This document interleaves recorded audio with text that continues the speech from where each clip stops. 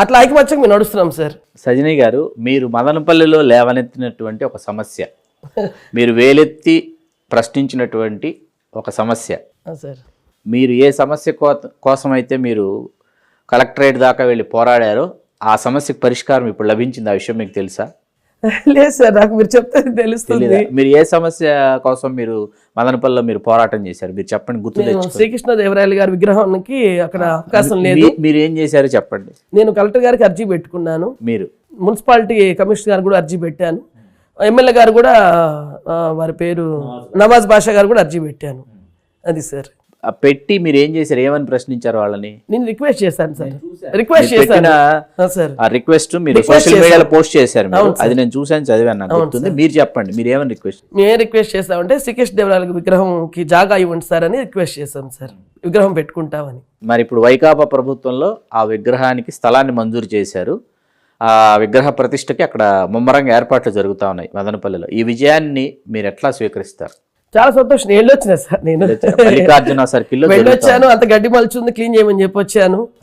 ఎందుకంటే గడ్డి అంతా మలుచుంది, ఎందుకంటే వాళ్ళ హామీ ఎప్పుడు ఇచ్చారు నాకు తెలియదు, కానీ నేను మనం పోయినప్పుడు అంత గ్రాస్ అంతా వచ్చేస్తుంది, గడ్డి అంత క్లీన్ చేయండి అని మన వాళ్ళకి చెప్పేసి వచ్చాను నేను. అంటే మనమేం కలెక్ట్ చేసుకోం కానీ క్లీనింగ్ అన్నా పెట్టండి బాబు, మంది ఇదంతా మన రాజుగారే ఉండేది శ్రీకృష్ణదేవరాయలు గారు ఇక్కడ అని చెప్పేసి వచ్చాను. ప్రభుత్వం పూనుకుంది ఇప్పుడు. అవును సార్, చాలా సంతోషం, చాలా సంతోషం. ఎందుకంటే హిందూపూర్లో కూడా విగ్రహం లేదు. బాలకృష్ణ గారు ఉన్నటువంటి హిందూపురంలో కూడా లేపాక్షి ఉత్సవాలు నిర్వహించారు స్వయంగా వేసుకొని స్వయంగా. కానీ ఆయన నియోజకవర్గంలోని విగ్రహం లేదు. బాలకృష్ణ గారు మిమ్మల్ని రాజకీయంగా చాలా ప్రోత్సహించారు కదా తెలుగుదేశం పార్టీలో. వాళ్ళు ఎప్పుడు నాకు అంటే పుట్టినిల్లు లాంటిది తెలుగుదేశం పార్టీ సార్. దత్తతిల్లు వచ్చేసి జనసేన పార్టీ చెప్పాలంటే. ఏదో పుట్టింటి మీద అలిగేసి వచ్చి మెట్టిల్లు కాదు, దత్తతిల్లు. మెట్టిల్లు అంటే అర్థం మారిపోతుంది. మళ్ళీ ఇప్పటికే మూడు పెళ్ళిళ్ళు చంపుతా ఉన్నారు మమ్మల్ని. మళ్ళీ మీరు అనుమానం పెట్టకండి జనంలో.